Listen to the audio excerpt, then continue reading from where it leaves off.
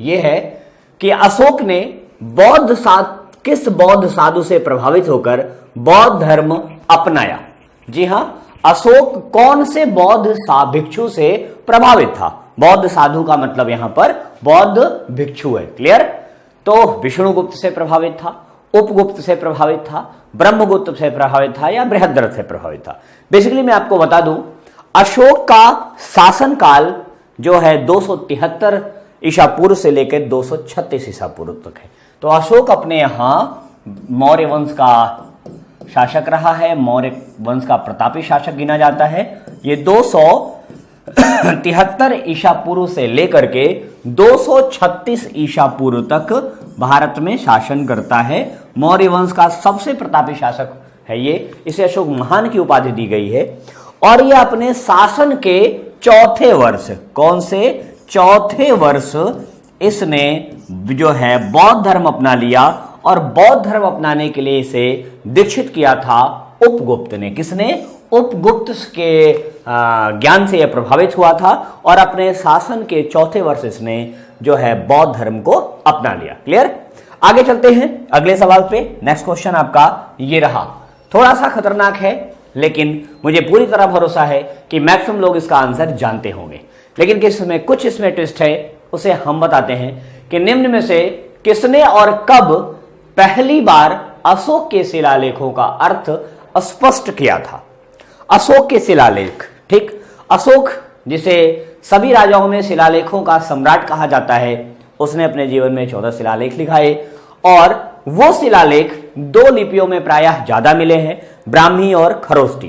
तो उस समय की भाषा और उस समय की लिपियां आज की लिपियों से भिन्न थी। उन्हें सबसे पहले खोजा गया 1750 ईस्वी में। इन अशोक के अभिलेखों की खोज 1750 ईस्वी में हुई और खोज करने वाले का नाम है टीफेन थेलर। क्या नाम था? टीफेन थेलर। टीफेन थेलर महोदय ने इसे खोजा। टीफेन थेलर ने खोजा, लेकिन थेलर महोदय इसे पढ़ नहीं पाए, कारण कि उन्हें इन लिपियों का ज्ञान नहीं था। और इसे पढ़ा गया 1837 ईस्वी में जेम्स प्रिंसेप के द्वारा। जेम्स प्रिंसेप जो पुरातत्व विभाग से संबंध रखने वाला व्यक्ति था, उसने इसे पढ़ा और उसने जिस लिपि को पढ़ा वह ब्राह्मी लिपि थी। तो जेम्स प्रिंसेप ने कौन सी लिपि को सबसे पहले पढ़ा? ब्राह्मी लिपि को सबसे पढ़ा। और ब्राह्मी लिपि में लिखा गया वह कौन सा अभिलेख था जिसे इसने पहली बार पढ़ा? सबसे पहले इसका बताया वो था दिल्ली टोपरा अभिलेख। कौन सा? दिल्ली टोपरा अभिलेख था वो पहला अभिलेख जिसे जेम्स प्रिंसेप ने पढ़ा था। क्लियर? तो जेम्स प्रिंसेप ने पढ़ा, ब्राह्मी लिपि में पढ़ा और वो अभिलेख था दिल्ली टोपरा अभिलेख। कौन सा? दिल्ली टोपरा अभिलेख को सबसे पहले पढ़ा गया। क्लियर? तो ये है इस क्वेश्चन का right answer, James Prinsep. Clear? अगले सवाल पे चलते हैं, जो सेशन का अगला सवाल है। नेक्स्ट क्वेश्चन ये रहा कि मौर्य वंश का अंतिम शासक कौन था? तो अगर मौर्य वंश की बात करें तो मौर्य वंश जो है 184 जो है ईस्वी तक शासन किया है। मौर्य वंश की स्थापना होती है 322 ईसा पूर्व में। तो अगर मौर्य वंश की आप चर्चा करते हैं तो मौर्य वंश आपका स्थापित होता है 322 ईसा पूर्व में और इसे स्थापित करने वाला व्यक्ति है चंद्रगुप्त मौर्य। क्लियर? और 184 ईसा पूर्व तक इसने शासन किया। कहां तक? 184 ईसा पूर्व तक। और इसके अंतिम शासक चाहे जो कोई भी हो, कुणाल भी हो सकते हैं, बृहद्रथ भी हो सकते हैं, सुसीम भी हो सकते हैं, संप्रत भी हो सकते हैं, इनकी हत्या की गई पुष्यमित्र शुंग के द्वारा, जो इनका सेनापति हुआ करता था। तो अंतिम शासक हैं मौर्य वंश के बृहद्रथ। इनकी हत्या 184 ईसा पूर्व में किसके द्वारा की गई? पुष्यमित्र शुंग के द्वारा। पुष्यमित्र शुंग के द्वारा। और उसी के बाद शुंग वंश की स्थापना होती है। तो इनकी हत्या के बाद शुंग वंश की स्थापना की जाती है। क्लियर? तो मौर्य वंश का अंतिम शासक है बृहद्रथ और इसकी हत्या की गई शुंग शासक पुष्यमित्र शुंग के द्वारा। क्लियर? अगला क्वेश्चन, चरक किसके राज्य चिकित्सक थे? चरक की जैसे ही चर्चा आती है तो भारतीय चिकित्सा जगत में कहीं ना कहीं एक बड़ा नाम जो है सुनने को मिलता है। चरक को भारतीय चिकित्सा का जनक माना जाता है और साथ ही साथ इनकी जो पुस्तक है उसका नाम भी बार बार पूछा गया है। तो चरक जो है भारतीय चिकित्सा के जनक भी हैं और इनकी पुस्तक का नाम जो है चरक संहिता है। क्या है? इनकी पुस्तक है चरक संहिता। चरक संहिता इन्होंने लिखी है और बेसिकली ये जब थे उस समय इनका जो है वर्किंग पीरियड अगर देखा जाए तो 78 ईस्वी से लेकर के 101 ईस्वी तक इनका जो है इनकी उपस्थिति का एहसास मिलता है, इनकी उपस्थिति का वर्णन मिलता है 101 ईस्वी तक। याद रहे दैट इज ईस्वी। तो ये शासन काल माना जाता है कनिष्क का। तो चरक कनिष्क के दरबार में राज चिकित्सक के पद पर नियुक्त थे और इन्होंने चिकित्सा जगत में काफी बेहतरीन योगदान दिया है। आगे चलते हैं। कौन सी कला ग्रीको बौद्ध शैली के नाम से जानी जाती है? ठीक, ग्रीको बौद्ध कला है ये। ठीक, इसे शैली भी कहते हैं, कला भी कहते हैं। कौन सी कला ग्रीको बौद्ध कला नाम से जानी जाती है? तो गांधार कला, मथुरा कला, शुंग कला या मधुबनी कला। ठीक है, 4 कलाएं या 4 शैलियां हैं आपके सामने। बेसिकली यह जो है मूर्ति कला की शैली की बात हो रही है। भगवान बुद्ध की मूर्तियों को बनाने की शैली की बात हो रही है। देखिए, जिस कला की बात हो रही है वह शुद्ध रूप से भारतीय नहीं है, बल्कि भारतीय और यूनानियों की कला का मिश्रण है। यह क्या है? भारतीय और यूनानियों की कला का मिश्रण है और इसको संरक्षण देने वाला शासक है कुषाण। कुषाण शासकों ने इस कला को संरक्षित किया है, इसे ज्यादा से ज्यादा संरक्षण दिया है और इसे अन्य नामों से भी जाना जाता है। यूनानी बौद्ध भी कहा जाता है, इंडो ग्रीक भी कहा जाता है, ग्रीको रोमन भी कहा जाता है। इनके अलग अलग नाम हैं। तो उस कला का नाम है गांधार कला। क्या कहते हैं? गांधार कला मूर्ति कला की शैली है और बेसिकली सबसे ज्यादा इस कला का विकास कनिष्क के शासनकाल में हुआ है। क्लियर? इसका राइट आंसर होगा गांधार कला। क्लियर? अगले सवाल पे चलते हैं। नेक्स्ट क्वेश्चन आपका ये रहा, कुषाण वंश का प्रसिद्ध राजा कौन था? तो जहां तक कुषाण वंश की बात है तो कुषाण वंश ने भारत में एक लंबे अरसे तक शासन किया है और जब सबसे प्रसिद्ध राजा की बात आती है तो हम उस सन को याद करते हैं जो 78 ईस्वी से शुरू होता है और 101 ईस्वी तक जाता है। कहां से? 78 से 101 ईस्वी तक।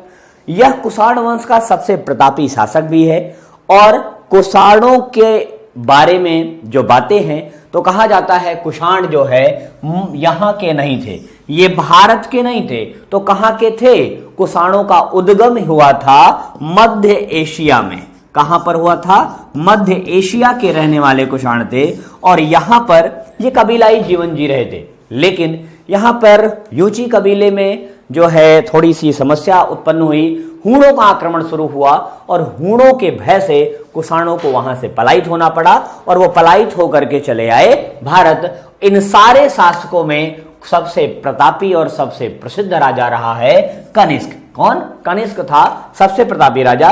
तो कुषाण का शासन काल 78 से 101। मध्य एशिया के रहने वाले ये लोग थे और हूणों के आक्रमण से ये प्रभावित होकर वहां से पलायन किए थे, मध्य एशिया से चले आए भारत। क्लियर? और भारत में अपनी राज सत्ता स्थापित की। अगला क्वेश्चन आपका है, नेक्स्ट क्वेश्चन, कि शक संवत किसने और कब शुरू किया?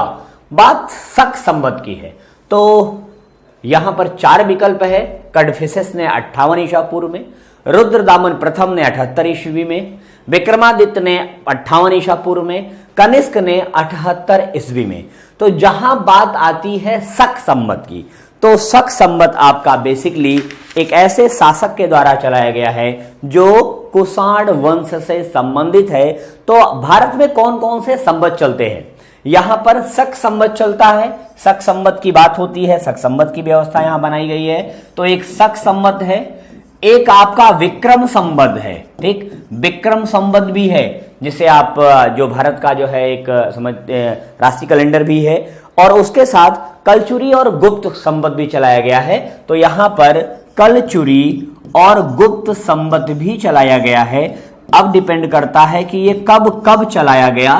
तो शक संवत, विक्रम संवत, कलचुरी संवत और गुप्त संवत, ये 4 संवत भारत में मिलते हैं। और जहां तक शक संवत की बात है तो शक संवत चलाया कनिष्क ने 78 ईस्वी में, तो इसका आंसर होगा 78 ईस्वी। अब मामला आपका विक्रम संवत का है, तो ये ईस्वी में चलाया गया, मतलब ईसा के प्रारंभ पे, लेकिन विक्रम संवत आपका ईस्वी के पहले चलाया गया है। कब? 58 ईसा पूर्व। तो ये कितना है? 58 ईसा पूर्व चलाया गया है। अब आपका कलचुरी संवत आए तो कलचुरी संवत शक संवत के भी काफी बाद में चलाया गया, वो है 248 ईस्वी में। कब चलाया गया? 248 ईस्वी में चलाया गया। अब एक आपका बचा गुप्त संवत, जो 320 ईस्वी में चलाया गया। कब? 320 ईस्वी में चलाया गया। तो यहां पर एकमात्र ऐसा है जो ईसा से पहले चलाया गया और दूसरा आपका है जो ईसा के बाद चलाया गया। तो 3 आपके ईसा के बाद और एक आपका ईसा के पहले। क्लियर?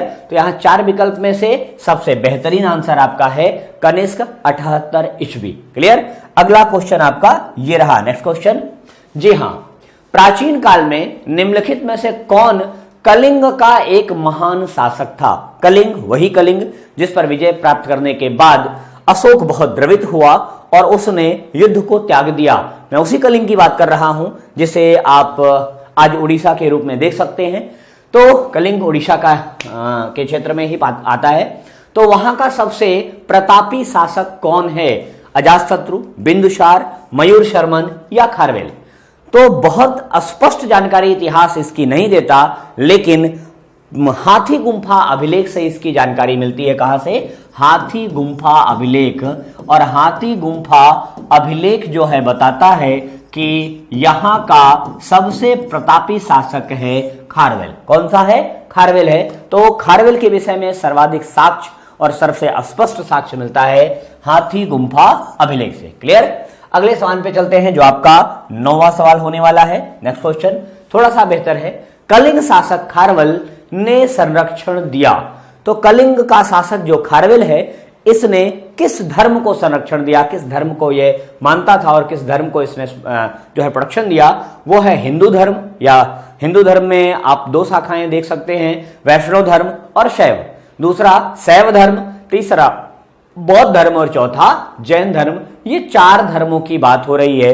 तो खारवेल की अगर बात की जाए तो खारवेल पूरी तरह से जैन धर्म को मानता था और इसने जैन धर्म को ही अपने राज्य की संरक्षण में जो है आगे बढ़ाया था। तो इसका राजकीय संरक्षण प्राप्त करने वाला धर्म था जैन धर्म। क्लियर? अगले और अंतिम सवाल पे चलते हैं जो नेक्स्ट क्वेश्चन आपका होने वाला है। सातवाहन का सबसे बड़ा शासक कौन था? सातकर्णी फर्स्ट, गौतमीपुत्र सातकर्णी, सिमुक या हाल? तो अगर आप सातवाहन वंश की बात करें तो सातवाहन वंश ने जो है 230 ईसा पूर्व में स्थापित हुआ। ये सातवाहन वंश की बात करें अगर, तो सातवाहन वंश का शासन बेसिकली 230 ईसा पूर्व में स्टार्ट होता है और दूसरी शताब्दी तक चलता है, दूसरी सदी तक चलता है। और इस वंश की स्थापना दक्षिण भारत में होती है। यह वंश शासन कहां कर रहा है? यह शासन कर रहा है दक्षिण भारत का यह वंश है। और मौर्योत्तर काल में इन सारे छोटे छोटे वंशों का उदय हुआ और इस जो है वंश का सबसे प्रतापी शासक रहा है गौतमीपुत्र सातकर्णी। इस सातकर्णी ने जो है 25 वर्षों तक शासन किया। कितने? 25 वर्षों तक शासन किया है। तो इस वंश का सबसे प्रतापी या सबसे बड़ा शासक है गौतमीपुत्र सातकर्णी। ठीक है, तो फ्रेंड्स आज के सेशन में बस इतना ही रखते हैं।